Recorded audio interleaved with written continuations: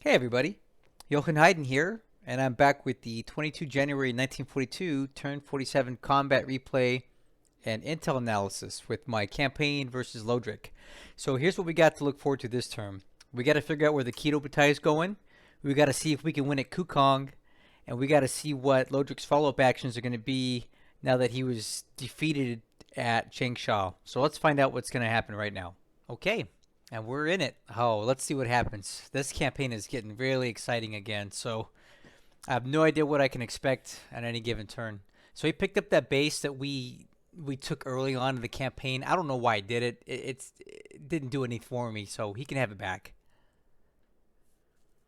Oh, we're still sweeping mines at. We're still sweeping mines in Rangoon. That's crazy. How many did he get in there? Oh, come on! You gotta be kidding me! No! Oh my god! One, two, three. I thought we got all the mines out of there. Did he get more in there?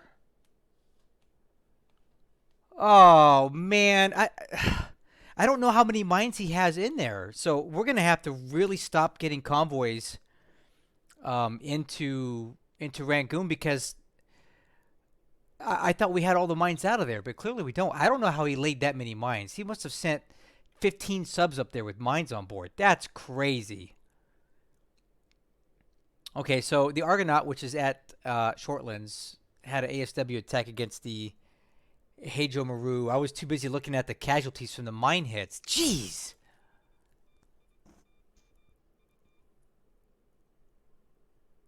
Oh, man. I just can't win. Alright, so now he's moved his I-15 even closer to Sydney, but I put up some ASW in here because I knew that he was going to do that. And it looks like we've got two subs now, so we're going to have to get really crazy with our ASW work and maybe find another port to go into because I cannot afford to be losing ships like this to subs here. More mines. I hate mines. I never knew I hated mines so much until I played Lodrik. Yep, there's some of our ships sinking because of that.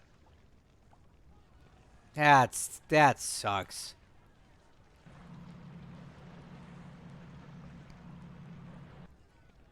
Oh, it's so frustrating. I have two minesweepers in that hex. How is he getting? How did he get that many mines in there? Okay, so he's landing on the north part of New Guinea. Who cares?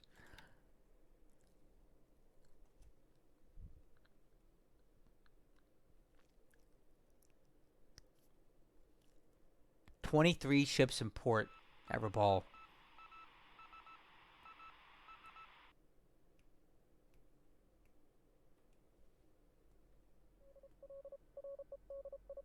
So there was no naval movement to speak of.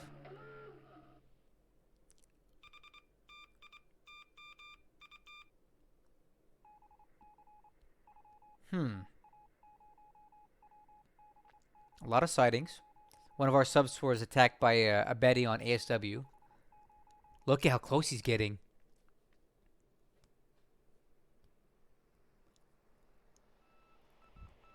Okay, guys, we got. Well, that was a letdown of a raid there. Okay, now he's hitting Clark Field to stop the forts. Pretty decent hits on this raid.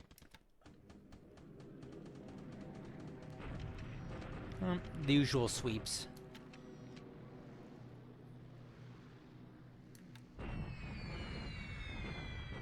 He's trying to slow us down here. Oh wow! Look at this. Here's his normal raid here. He's trying to disrupt us at Singtan, and he does a really good job of it too. Look at that. Hmm.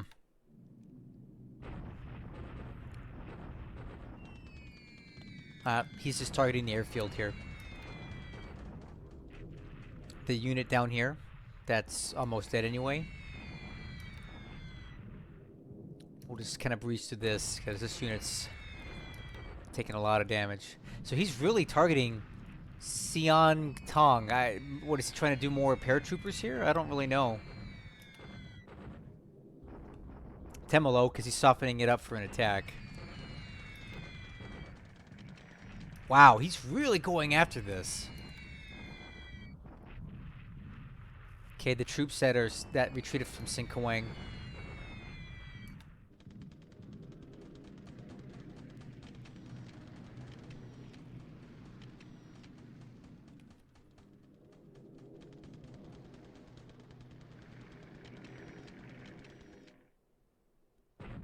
Okay, so we got some B-17s coming in here. Ooh, and we got a 0. Nice.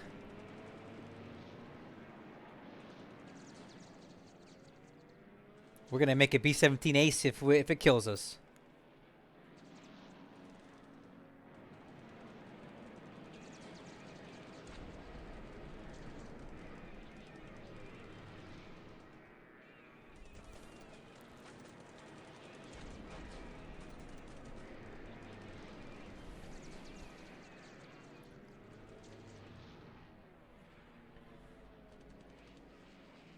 I would say we got the better of that exchange.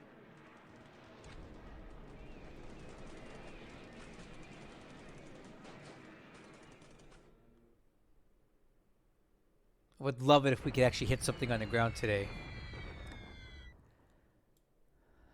Oh, we do disrupt them, which is good. So we hit the main thing here, which is the 104th Division. That's where all of his power's at. So if we can get some hits on that, that will disrupt it. So when we attack, it'll be easier to take out. And now we have another massive raid coming in. This 0 has no chance. Let's see if we can do some damage here this time.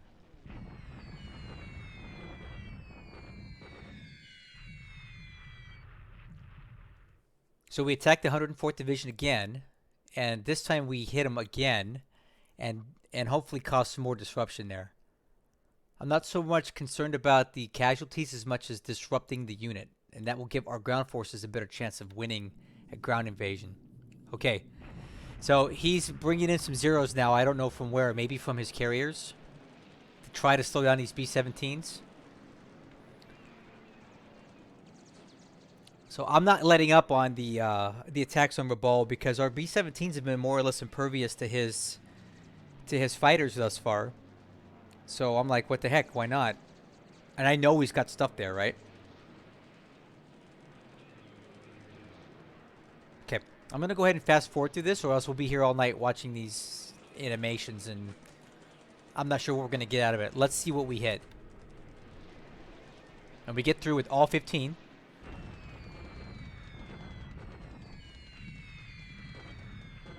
Oh my golly, why can't we hit anything at Rabaul?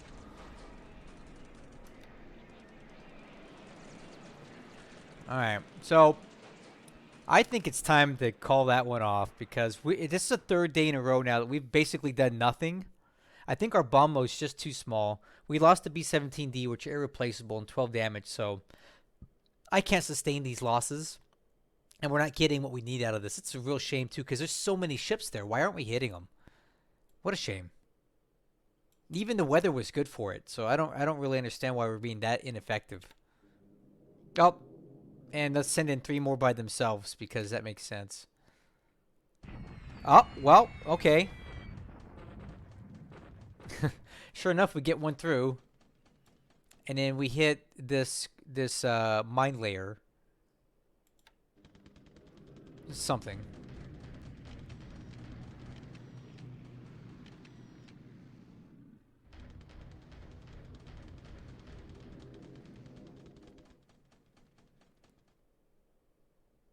Ah, man, that was only the AM phase, guys. Wow, look at all his ASW, guys. Oh, I think I know what that is.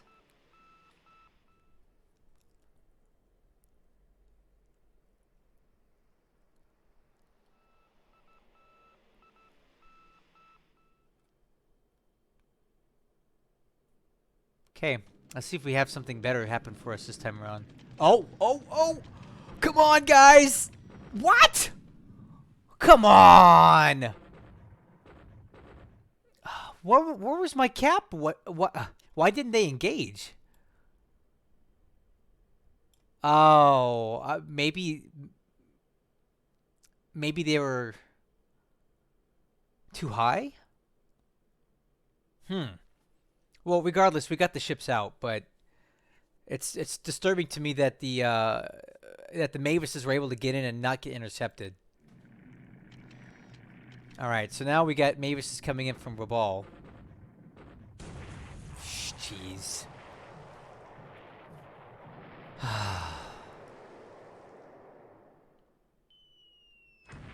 Oh, jeez. All right. Well, that one goes down. That was just an attempt for me to get some supplies in there, but he's got us pinned down with Mavis's. Man, this is not a good turn so far. I'm not impressed with anything that's happened for us. Not so good so far.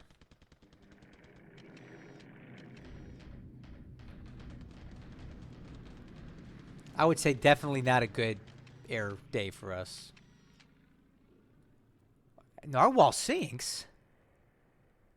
No, that's not the narwhal.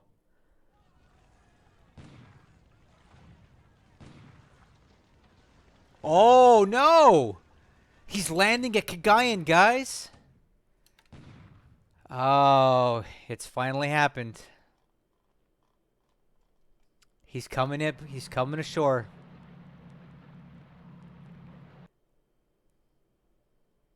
It was fun while it lasted, but I guess it's over now.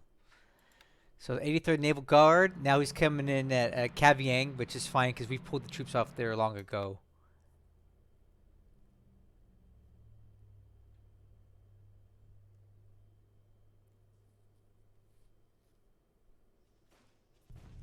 Alright, so this is me. No, this is him bombarding us. And we get the better of it again. So, out of all of that, we end up taking out 3 of his guns. No good explanation as to why, but that's cool. Okay, now he's bombarding at Clark because that's all he seems to know how to do is bombard. I tell you, if he just kept attacking, he would win. I don't know what he's doing. He's wasting time. All right, we take very little casualties here, so he just needs to attack already. All right, this is a very strong attack. We probably will be displaced here. Yeah. Look at all these cowards surrendering. Bunch of cowards, man.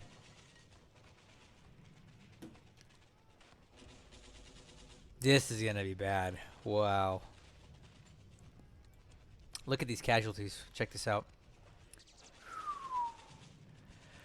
Well, there goes our army lost points. That's yeah, that's really bad.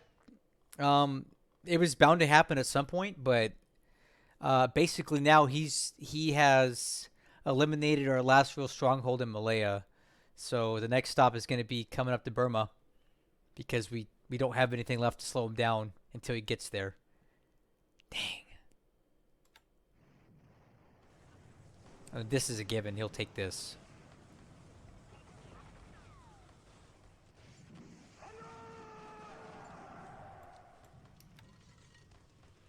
Now this is me bombing him just to see what he's got. Just to check. So now we know exactly what he's playing with here.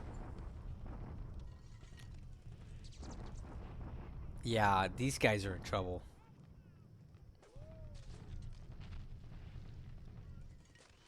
So that's fine that we took some casualties, but now we know exactly what he's got here, and it ain't much. So, yeah. Those guys are in trouble. Alright, so I would really like to win here. We really need a win here. Let's see what happens. Golly, we just can't do it.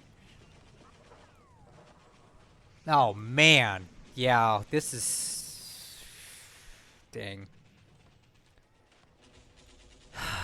This is going to be just a grind fest trying to get that unit out of there. It's just well entrenched. The only thing we've got going for us now is that he's out of supply, but these losses are just awful to us. Look at that. We're just not doing enough damage to him. Just not. I thought we were gonna have a slam dunk there at Kukong, but it's just not gonna. That's just not the way it's gonna go down. So we'll have to go back to the drawing board here and try to figure out another way to take him out because we can't keep attacking like that.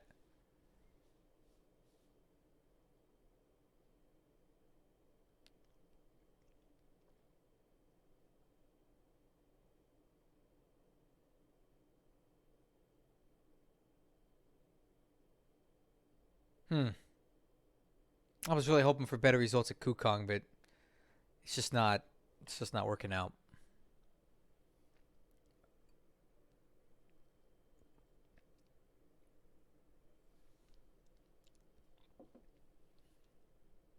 These are just some aircraft that I'm moving around.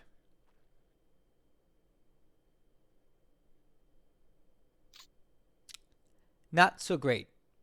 We'll need to look at the analysis here. Okay, so let's take a look at the intelligence. So aircraft losses today, we actually are in the lead. We're looking at 1-6 in favor of us. He loses 3 Thalias, which I believe are transport planes. 1 Oscar, 1 Tina, another transport plane. I could be wrong about these. A 0, and then we lose 1 B-17. For pilot losses, we have no losses at all. So our B-17 somehow made it back and no one died, which is great. I'm sure Lodrik can't say the same though. Okay, looking at the Army loss points, we took it right into shorts on this one. We ticked up 400 to 500 points, and that was due to the complete semi-annihilation of all the British and Indian troops in Malaya at Timalo. They were destined to die anyway. It was a matter of time. It just sucks that those are points that we have no way of really saving because they're trapped on the island and they can't get away. So it's just a matter of time when they actually go. A lot of times people can get these troops down into Singapore and keep Singapore alive for an extra day or two, but in the end, they still die. So these were losses that we were kind of unfortunately having to eat. Lodrik takes a little bit more Army loss points, but nothing near what we did. And again, Allied ship losses, we continue to take more because I have just been completely bested by Lodrik and his mine laying operations. I don't understand how he's doing what he's doing. We swept so many mines, I figured that was the end of it, but today we found almost double what we found the day before. So he must have laid well over 100 mines south of Rangoon, and I just don't really know how you can do something like that unless you put together like 5 or 6 submarines at the same time, all dropping mines at the same time, because there's no way that a single sub could do that. And we weren't leaving that passageway empty for that long, so he had to do that in the space of a few days. So we lose a patrol gunboat and 2 AKs, and several more were hit. Just a real unfortunate situation at Rangoon, but these are necessary losses because we have to get the supply in there. It's not an option. The supply from Rangoon is what's keeping China alive right now, and if I don't risk these ships to get it in there, I'll never hold out. The Argus was actually sunk at Port Moresby because he's got Mavises doing naval attack, and they went in there because they don't have aircraft there right now. So that's going to continue to be an issue every turn for us. And that's why I'm only sending in small ships now, nothing big, because I cannot afford to be losing big ships the same way I did this one. And this is probably the most unfortunate of all the losses we took. The O-24 was sunk here in the Makassar Strait. Did I say Makassar? The Malacca. The Strait of Malacca. I had it in deep water right here, but Lodrik has started flying ASW patrols now, and one of his G4M Betty patrols caught up to the O-24 and sank it. So I am pulling my subs further out of the strait because it's not safe to be here. If you look at this sub, we've got max detection. This one's got no detection, so anything in the immediate vicinity around Singapore is definitely at risk of getting destroyed. Look at this one. This one is also at max detection, so we must move them out because now he sees exactly where they are on the map. It's just a shame, but what can I do? It was a matter of time before he got wise to what we were doing down here, so he's got ASW patrols all through here now. Of course, he takes no ship losses. And the Japanese are being very tight-lipped as to what they've actually lost. For example, we know we sank the I-160, right? But it's not showing here. Those two huge tankers at Babel are still missing. Who knows what else is missing here? So, like, we're definitely not getting a lot of information out of them. So you can take a look here. We did have some success with our Mark 14 torpedoes on 1, 2, 3, 4, 5 occasions here. And obviously Mark 13 torpedoes are not immune to the same issues that the Mark 14 torpedoes have, but we've had a lot more success with those. So overall, I'm satisfied with the performance of our torpedoes thus far. We're only into January, and we've actually got a few of these to connect. The Dutch subs have been very good as well. If you take a look up here, there's some losses from our Dutch subs up here, and the rest aren't showing yet because Lodrik's propaganda ministry is hiding the truth of the matter. But yeah, we're pulling all the subs away from the immediate area of Singapore. It's just not safe. So let's start with our analysis of the situation. I'm just going to go from China and we'll work our way down. So unfortunately for me, things in China have kind of ground to a halt. We're still meeting them here at Changsha and also here at Xi'an. But we had a pretty major setback here at Kukong. Our deliberate attack did fail us and we did not prevail. So the war of attrition will go on.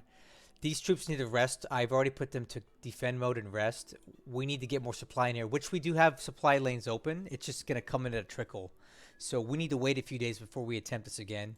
If you look at our disruption, some of our units are pretty badly disrupted, and the fatigue levels are high too. So we're going to have to lay off for a bit. The nice thing is we're still holding here and here. I don't think he can break through in either location. And he is out of supply. I saw that in the combat report. So he's not going to get reinforcements. He's not going to recover. But we need to just kind of rest up before we try again. So we'll try again. We'll let these guys recuperate for a few turns and we'll give it another shot. And we will be victorious here. And once we are, we can pack up and move north. But until this is reduced here, we got to stay put. We did bombard this unit last turn. Actually, I can't even see it. We know it here. Let's take a look at the combat report. At Henyang, this is what we've got. He's got 2,300 troops, 19 guns, an assault value of about 102. That's pretty low. Right now, we're at a 2-to-1 advantage here. I do have more troops there. When I have a 4-to-1 advantage, we will initiate our attacks. And then we can displace this unit. And once we do, we open up the supply lane back down to Kukong. And then we can continue getting more supply and more troops down into Kukong from Changsha. Now, there is a chance that he retreats back into this hex here. Well, we will just pursue him because I don't want him blocking the rail line from Changsha down to Kukong if I need to move stuff. So we're definitely going to pursue him out of this hex and push him out of the way. And it won't be hard to do because these are pretty weak now. I keep showing you mine. Anyway, so China's kind of on hold. I don't think we're in danger of losing here, but we're not progressing the way I want. So we just need to take a minute, rest, get the supply back where we need it, and try again. And then obviously in Burma and the Bay of Bengal, it's been reasonably quiet for a while, other than these mines here, which have just been an utter disaster to us. We've lost so many ships. You know what? How many ships have we lost to these mines? Let's take a look at this. Let's look at this embarrassing thing.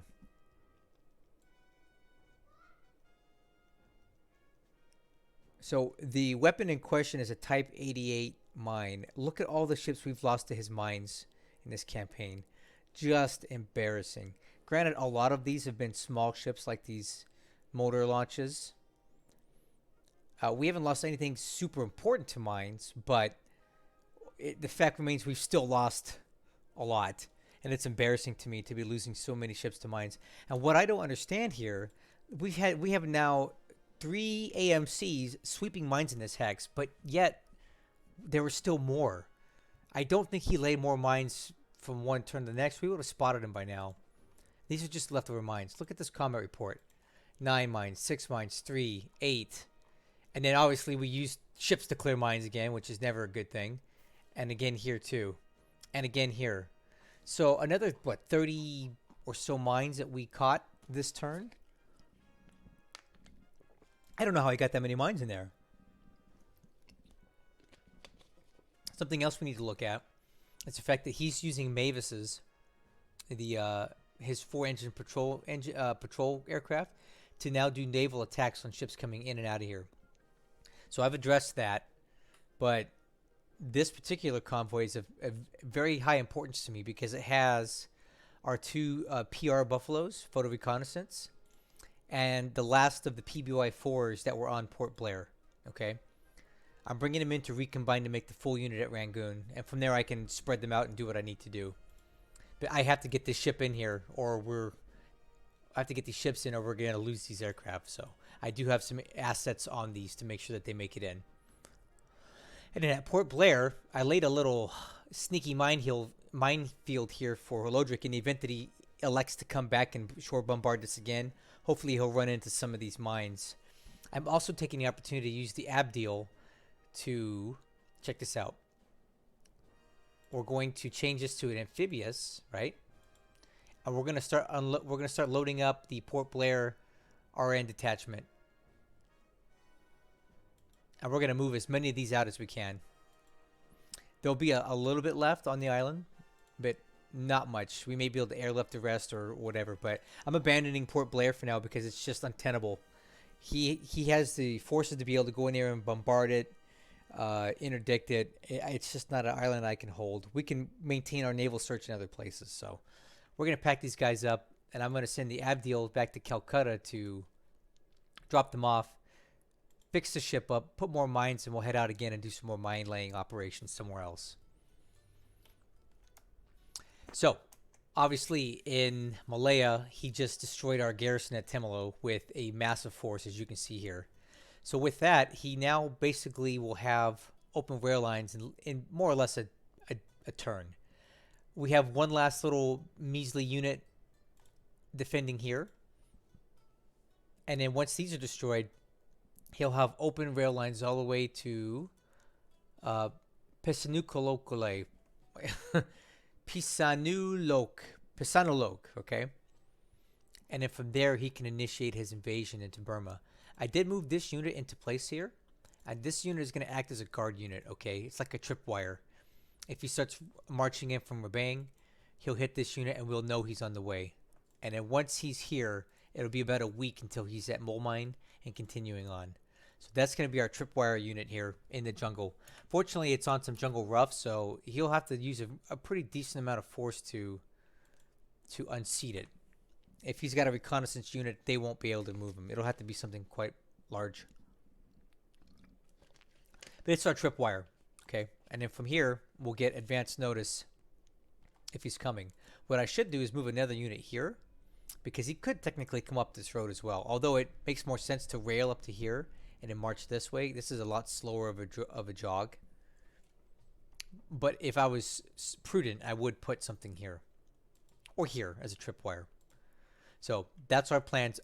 Rangoon is sitting pretty as far as aircraft go. We have 145 fighters in place with another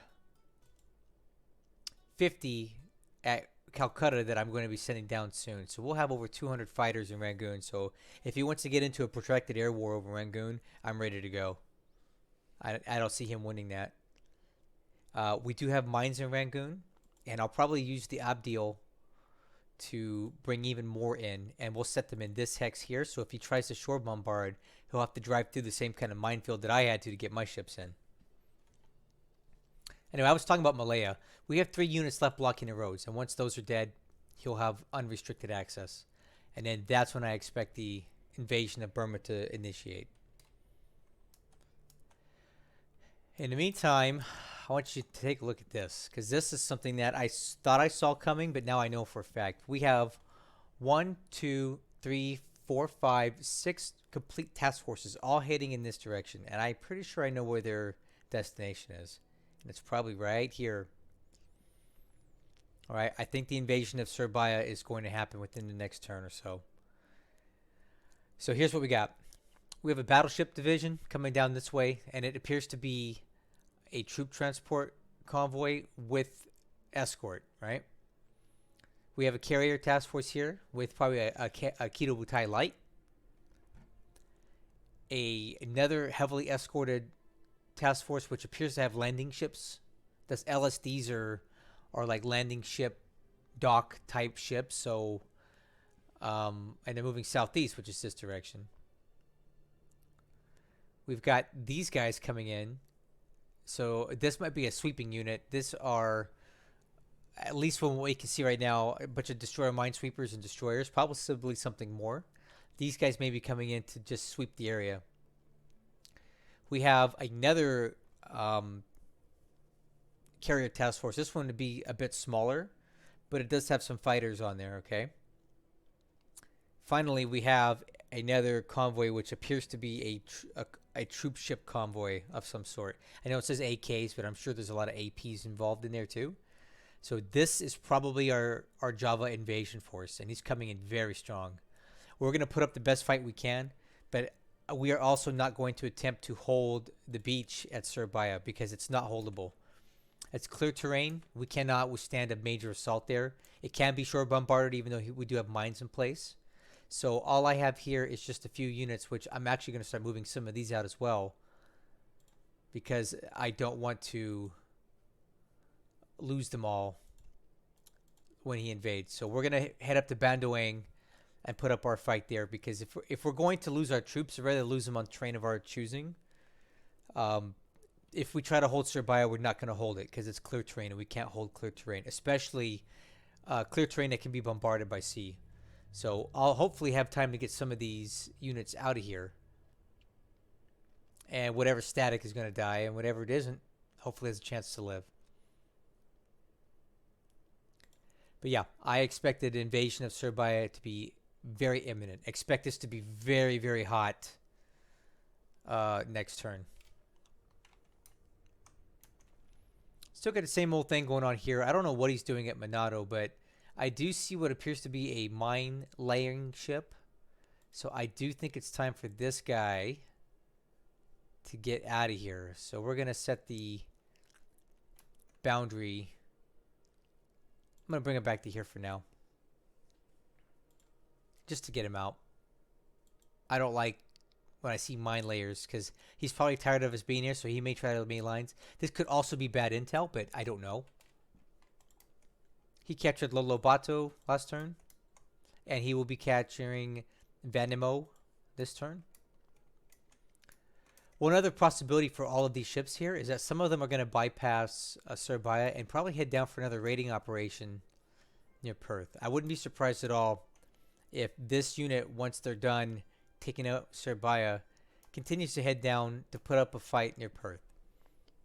Completely reasonable to expect that. So we'll keep an eye on that. But the good thing is we do have a lot of these task forces are actually on their way back out. We got a lot of supply into Perth. We're also loading up. We're also unloading some at Albany. So we got in a lot of stuff, and it may be a while before we can get some more in. Okay, over here at Rabaul, it's pretty spicy still. We got 62 ships in port, a lot of troops, a lot of ships coming in. He just landed at Kavieng, and he's going to take that next turn. A lot of troop ships dumping stuff off here at Rabaul. We have this convoy spotted here, but it might just be a patrol ship. And then the Kido Butai is right here.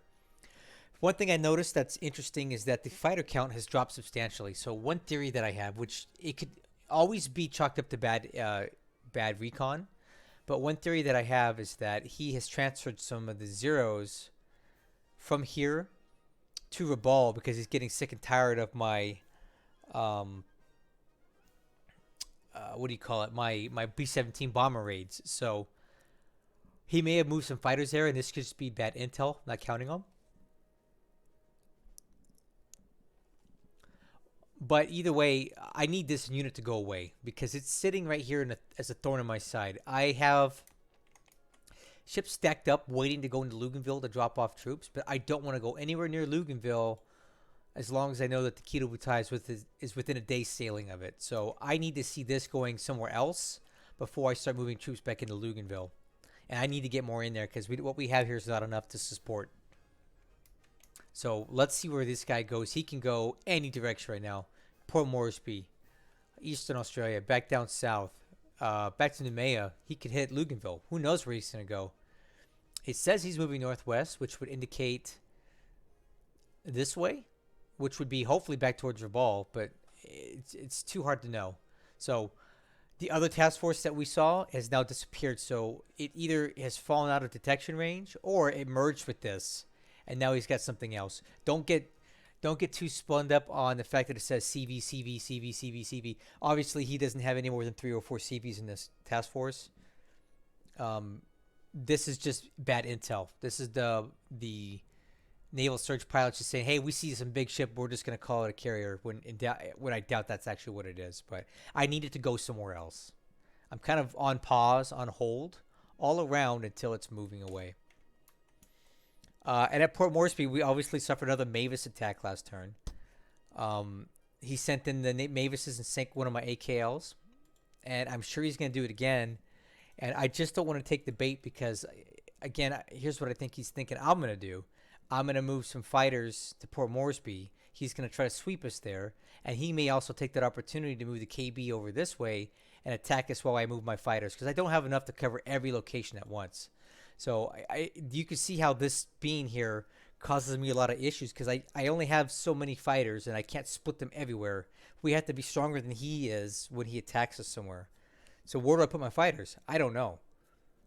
I don't want to put them in Port Moresby though because I just think that's has a higher chance of getting cut off. So Port Moresby is stuck with what it's got, and I think that's just it. It's just gonna have to be it.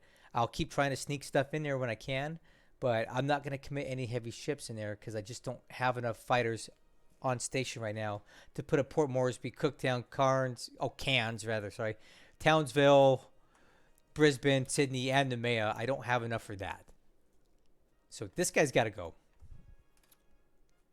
One last thing I want to show you guys before we go is the fact that we are having some issues with subs out here now with Lodrik.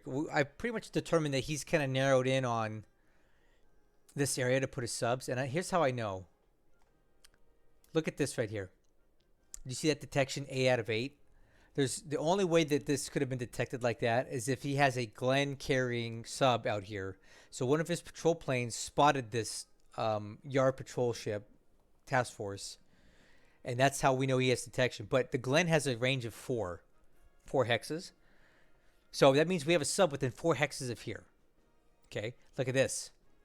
Detection 2 out of 3. He's got subs within a detection of within 4 hexes of here. So now we're going to have to probably go out different directions when we go, when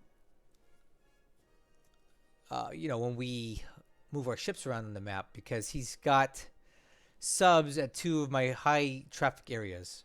So I'm going to increase my ASW patrols out here. And hopefully we can just keep an eye on his subs. But they are going to interdict convoys heading south towards Australia because this is one of the ways we've got to go. All right, well, I think that's all there is to show you for this turn. Let's keep our eyes on Java and Surabaya because I think this is going to be very wild next turn. I've got a lot of aircraft here, but there's only so much they can do against overwhelming force like this. So let's keep our fingers crossed that they can put up a good fight. But I only think it's going to take 1 or 2 days of really heavy bombardment, air attacks, and shore bombardment for him to reduce Surabaya into a pile of smoldering rubble. In which case, he'll be able to march right on in, and we're going to let him have it because I just don't have the terrain at Surabaya to do what we need to do. Thank you so much for watching. Thank you for supporting me and Lodrik in this campaign. It's been pretty exciting so far. I'm really excited. I'm really happy, and I've had a great time with this campaign. There's been some hiccups and some things that have gone on, but that's to be expected when you play a game like this. But overall, me and Lodrik are getting along great. I enjoy this battle, and I hope you guys are enjoying it too. We'll catch you in the next one.